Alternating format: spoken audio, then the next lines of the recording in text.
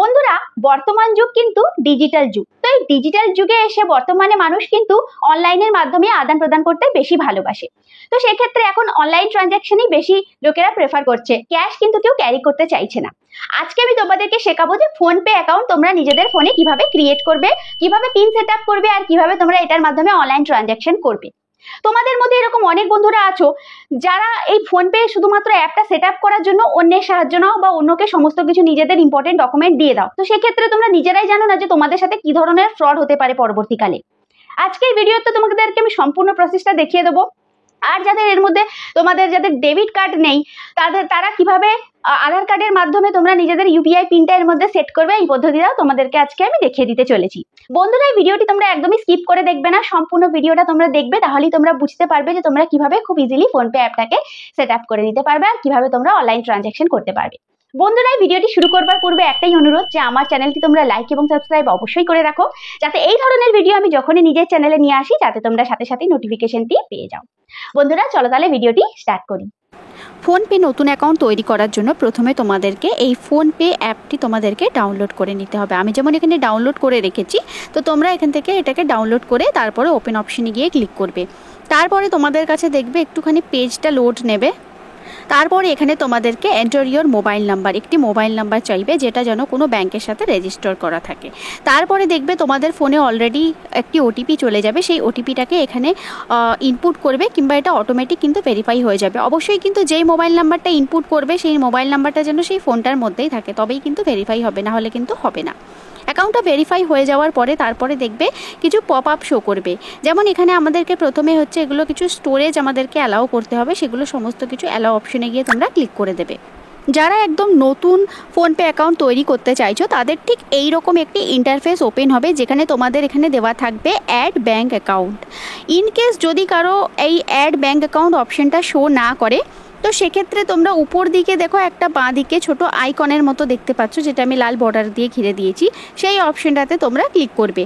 সেখানে ক্লিক করার পরে তোমরা দেখতে পাবে এখানে ব্যাঙ্ক অ্যাকাউন্টসের একটা অপশন শো করছে। এই দেখো একটা ব্যাঙ্ক অ্যাকাউন্টসের অপশন, এখান থেকেও তোমরা নিজেদের ব্যাঙ্কের অ্যাকাউন্টটাকে কিন্তু অ্যাড করে নিতে পারো।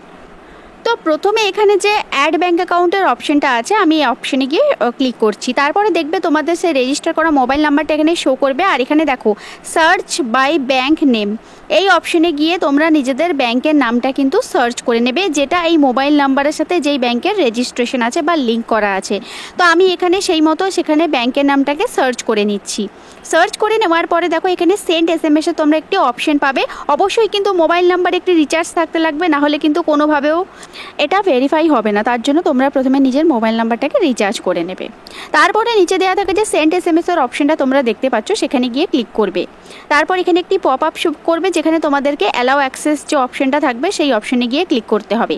তারপর এখানে যে এসএমএস সেন্ডের অপশনটা দেখতে পাচ্ছ, এবারে করলেই এখানে দেখো একটা অ্যালাউ অপশনটা থাকবে, সেই অ্যালাউ অপশনটাতে গিয়ে ক্লিক করবে। তারপর সেন্ড এসএমএসটা হতে থাকবে, এটা মোবাইল নাম্বারটা তোমাদের ভেরিফাই হবে।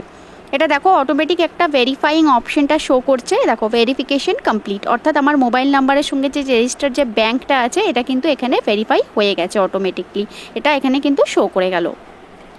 তারপর এখানে দেখো এখানে তোমাদের সেই ব্যাংকের নাম, ব্রাঞ্চ নাম, আইএফএসসি কোড সমস্ত কিছু কিন্তু অপশনটা চলে এসছে।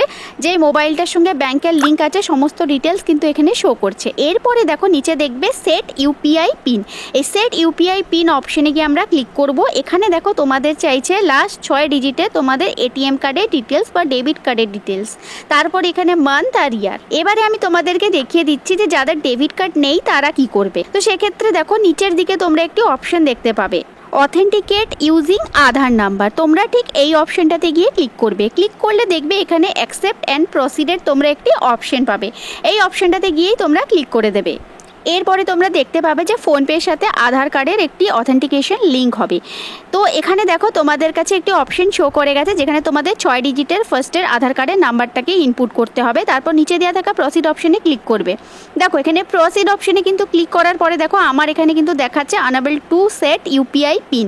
এখানে কিছু কারণে টেম্পোরারি টেকনিক্যাল ইস্যুর জন্য কিন্তু এটা আমার আধার কার্ডের সাথে কিন্তু লিঙ্ক করা যাচ্ছে না। তোমাদের কিন্তু এটা লিঙ্ক অবশ্যই হয়ে যাবে খুব ইজিলি, তোমরা এখান থেকে নিজেদের ইউপিআই পিনটা পিনটা সেট করে নিতে পারবে আধার কার্ডের মাধ্যমে। যেহেতু আমার এখান থেকে হয়নি, তাই ডেবিট কার্ডের মাধ্যমে কিভাবে ইউপিআই পিনটা সেট করা যাবে সেটা আমি তোমাদেরকে দেখিয়ে দিচ্ছি। তো এখান থেকে আমরা ব্যাক অপশনে চলে যাব। তারপরে দেখো নিজেদের ডেবিট কার্ড বা এটিএম কার্ডের লাস্টের যে 6টা ডিজিট থাকবে সেই 6টা ডিজিটকে তোমাদেরকে এখানে ইনপুট করতে হবে। তারপরে এখানে মান্থ আর ইয়ার এখানে কিন্তু তোমাদের ইনপুট করতে হবে। নিচে দেওয়া থাকা প্রসিডের অপশনটা ক্লিক করবে। প্রসিড অপশনে ক্লিক করার পরে দেখবে তোমাদের সে রেজিস্টার করা মোবাইল নাম্বারে ব্যাংকের তরফ থেকে একটি ওটিপি যাবে। সেই ওটিপিটাকে এখানে ইনপুট করবে। তারপরে এখানে 6 ডিজিটের একটি তোমরা ইউপিআই পিন সেট করবে। তারপর নিচে দেওয়া থাকা টিক অপশনে গিয়ে ক্লিক করে দেবে। ওই সেম পিনটাকেই আবার এখানে রি-ইনপুট করবে কনফার্মেশনের জন্য। তারপর নিচের টিক অপশনটাতে ক্লিক করবে। তারপরে দেখবে এখানে একটি পপ আপ শো করবে। পপ আপটা শো করলে এটা তোমরা এখান থেকে কাট করে দেবে। এখানে কিছু দেওয়া রয়েছে যে তোমরা ফোনপে থেকে কী কী বেনিফিট পেতে পারো, এইটুকুই।